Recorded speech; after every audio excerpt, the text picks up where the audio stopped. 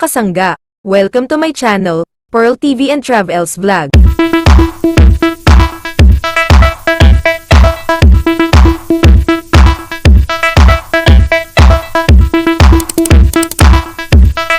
Mga kasangga, super happy ang ating beautiful Queen Bea Alonzo sa success ng Bash Grocer ng Bash. Sobrang sinuportahan ng mga netizens, at ang Team Bash ay super active sa pag-asikaso ng mga products, kaya always complete ang mga Bash product na sobrang in-enjoy ng mga shoppers, at syempre full support din si Vincent Ko kay Queen Bea, kaya naman super inspired si Queen Bea sa pag-asikaso ng kanilang event.